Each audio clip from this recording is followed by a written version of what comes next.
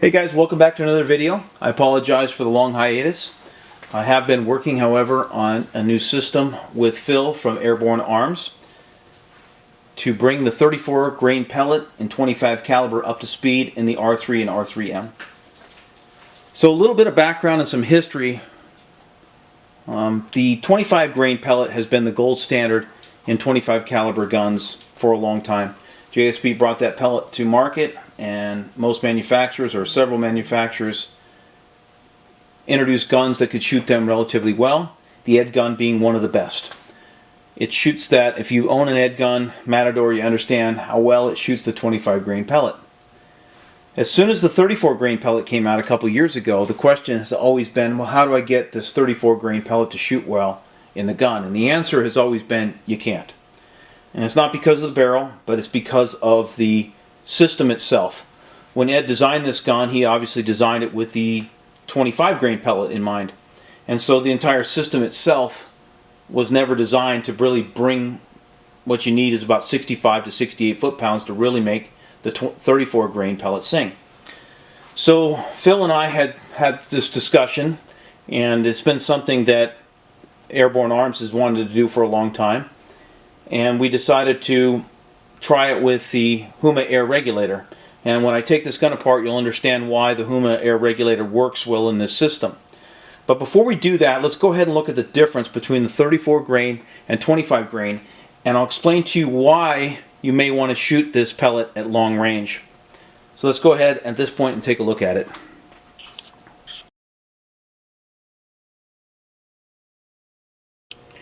Okay, so what you're looking at here are the 225 caliber pellets that are offered from JSB and Edgun branded JSBs.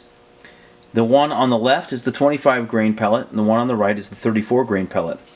You can see that not only is the 34 grain a little bit taller and longer, that the punch in the rear is different. Now, the big thing to remember is I was thinking about getting all into ballistic coefficient and explaining it all, but then I thought it might get boring and people just fast forward it anyways and want to see the shooting part of it. So I'm going to keep it really simple. The sectional density of the 34 grain is going to be better because it's the same diameter with a little bit more weight. It's pretty as simple as that. The form factor is slightly better because it's a little bit longer and it's going to fly better. Plus that extra weight, if you can bring it up to speed, is going to carry its energy better downrange. All this means is that it bucks the wind better, the 34 grain I mean. It's going to hit targets harder. Obviously it carries more mass.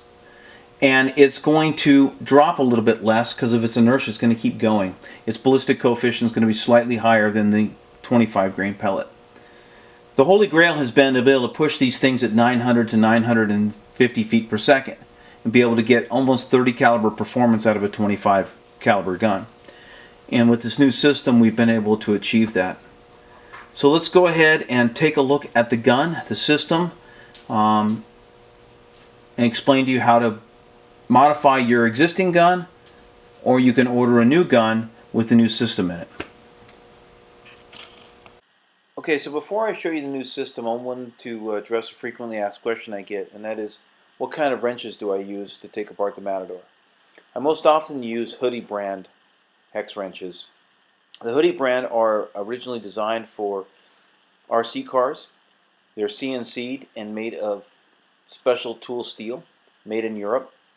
The ends are squared, so they will grab the corners of the small hex heads, especially the small metric ones, and you're able to torque on them. So you have a stubborn screw that you can't get out with a regular wrench. The Hoodie will grab it and not strip the screw head. So I think they're a good investment if you're going to work on your own air gun, and I highly recommend them. Okay, so I want to address one safety message before we get started, and that is, please make sure that your air tube is degassed all the way. I highly recommend using a degassing tool to perform this task. One thing that you have to remember is that you can never rely on the gauge. You always have to check the valve.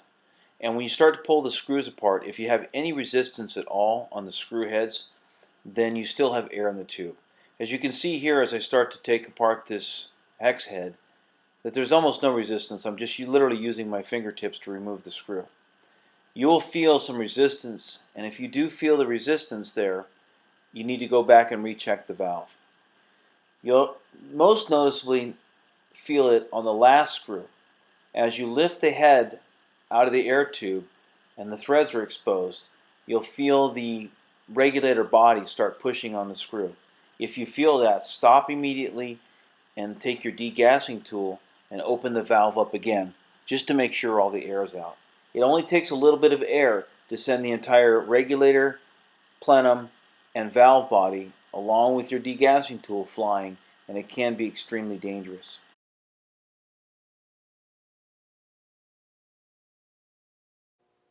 Okay, so looking at the difference between the Edgun regulator and the Huma air regulator, you can see that there's a lot less displacement in the air tube. This entire piece here is the regulator, as I showed you, with the pistons inside. Now, all these pistons do is take up the free space that could be used to help push your pellet. Okay, so looking at all three parts here, this is the Huma air regulator. This is the Edgun regulator, which normally has the piston and all these neat little washers here. And this piece here is what we're going to name the power plenum, or the plenum extension. So what we're going to essentially do is take out all the guts here that would be normally found in an Edgun regulator, and we're going to make this power plenum extension here. As you can see, it's just basically a hollow tube. And what's going to happen is this tube right here, which I believe is about 5 cc's, is going to add that much volume to the overall plenum. Okay, so let's go ahead and take a look at the components of the power plenum. What you have on top here is the Huma air regulator. It's a low profile regulator which allows you to add this plenum extension, which would normally be the Edgun piston housing. You have the standard Edgun Matador plenum, and then the valve housing with the valve return spring. And one thing I wanted to show you on the valve housing and return spring, the valve housing, is that I know that some of you might be concerned about bending valves or mushrooming the end of the valve stem, as the problem that was commonly found in the Generation 2 30 caliber with the 500 grain hammer. This system's slightly different in that the hammer is weighted in a different spot. So you're not going to have any issues with bending valves or breaking valves. Now currently I have approximately 3,500 rounds on this valve right here, and as you can see, it slides through just perfectly. There's no bending, there's no binding, and the end of it, as you can see here as I zoom in, is not mushroomed at all. The reason why this is like that is, number one, Ed did redesign the Matador valve. It's shorter and stiffer, so you're not going to probably break the Delrin portion of it. Also, the valve stem is not as long as it used to be because there's actually a recess in the valve housing right here. So that makes the stem a little bit shorter, so it's stiffer. But the big reason why you don't have to worry about bending a valve comes from where the weight sits in the hammer. As you can see here, the weight is directly behind the point of contact for the valve. So there's no shear force that's being placed on the edge of the valve, which is going to bend the valve up or down depending on where the shear force is. So that's one of the neat things about this system, is that you don't really have to worry about bending a valve or breaking it. And I have turned the regulator all the way up to 170 on this and all the way down to 120. I've had several hundred shots at each regulator setting, looking for the best setting for the best speed, and every time I took it apart and inspected it, there was no problem. So hopefully that gives you confidence in the system. The hammer weight is provided with the kit in order to give the hammer a little bit more mass, which in turn will give you a little bit more inertia. Remember that the gun was initially designed to shoot 25 grain pellets, so Ed designed the hammer weight, hammer spring, and pressure against the valve to all work together. These things all working together give you the proper volume to push the pellet at speed. In airgun lingo, we call that valve dwell time. The longer that valve stays open, the more of the volume of the plenum is exhausted through the transfer port. And so we're all talking about the same thing. This is the transfer port. So remember, this part's the plenum. The longer this valve stays open, the more air exhausts out of the plenum through the transfer port, and gives you the proper amount of volume to send your pellet downrange at the speed that you want. So you have two choices when deciding how much valve dwell time to initiate in your system. Choice one is to crank the hammer spring tensioner up and smack that valve as hard as you can, providing enough force to open the valve for the proper amount of time in order to get the volume of air out of the plenum. That's choice number one. That is a bad choice. Choice number two is to match your valve dwell time with the weight of the hammer. What this does is allows you to actually use a little less hammer spring tension, get a little bit more force and inertia out of the hammer without really damaging the system. So the hammer weight is the key to the system. Your hammer weight, when the system comes from Huma Air, is going to look a little different. This is Phil's personal prototype that he sent me to test. So it's going to be a little bit different, but I can tell you that it works extremely well. Let's go ahead and put the gun back together, throw it on a chronograph, and then we're going to go to the range. I'm going to do a little quick range time. I'm not going to bother with 50 yards. We're going to go straight to 100 and 200 yard on paper, and we're going to see if we can get MOA at 200 yards. Alright, so before I start with the power plenum modification and show you what that thing's potential, I figured I would show you what the gun does in a standard Matador without the modification. So the first test here is going to be the 25 grain pellet to show you what it shoots in a standard Matador unmodified.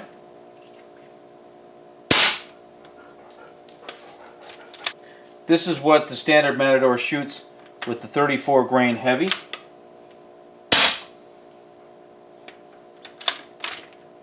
Okay, so now we have the Edgun Matador long with the power plenum installed, set at 130 bar on the regulator with the hammer weight, and we are going to shoot the 34 grain pellets.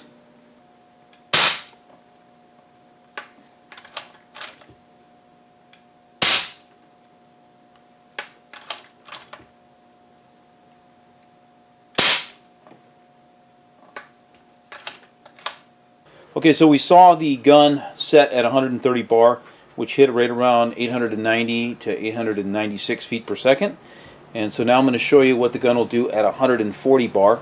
Again, like I said before, when the production model of the power plenum comes out, it's going to have a little bit more power than what my prototype model has, because the weight's going to be more in the hammer, and the plenum is going to have slightly larger volume because the plenum itself will be CNC'd instead of turned on a lathe.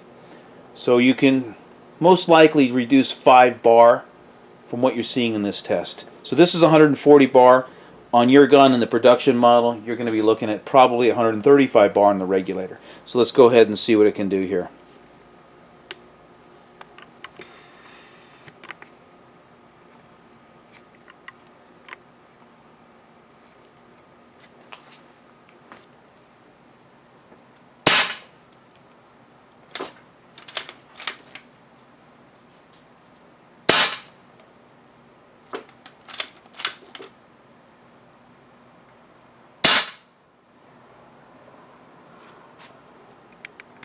I'm able to get at 130 bar, 890 feet per second pretty easily.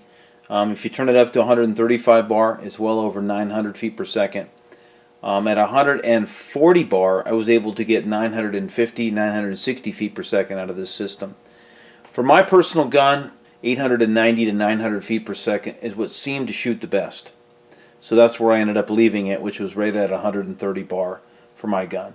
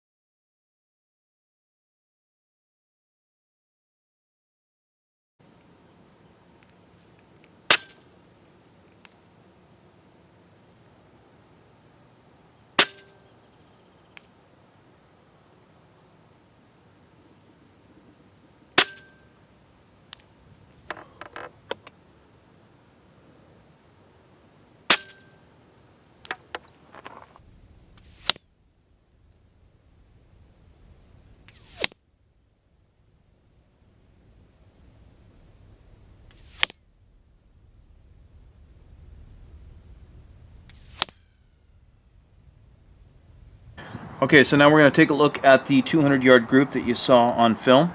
Here's the 4-shot group that I shot at 200 yards. This shot here was my wind dope. So let's go ahead and take a look at center to center, the 4 shots. These two are 1.32 inches. And the furthest center to center is 1.69 inches. And if I were to take the center of all these groups here, they'll fit inside 1.69. Just to jog your memory, minute of angle, or shooter's minute of angle, is approximately 2 inches. So this is a sub 4-shot MOA group at 200 yards. So I'm really impressed with the 34 grain pellet in the Edgun Matador. Seems like all I had to do was get it up to speed, and this is a viable group for hunting out to 200 yards. Let's see how the pellet performs in a little heavier wind with my next test.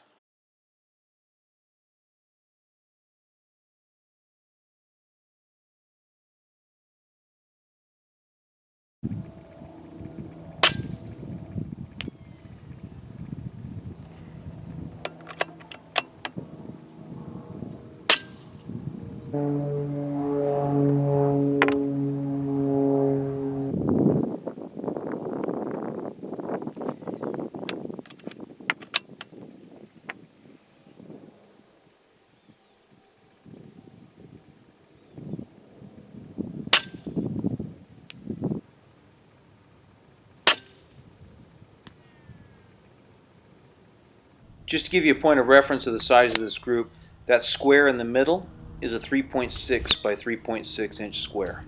Wind always makes everything interesting, especially at long range. You can see the wind making that pellet walk. On my way out to pick up my target, I saw this KTM clutch cover hanging from a tree with a string. So I thought it'd be interesting to try to gong it a couple times at 200 yards. As you can see, the wind kept spinning it, so it was going to make for an interesting shot. I thought it'd be fun to see the kind of power that the 34 grain had at 200 yards.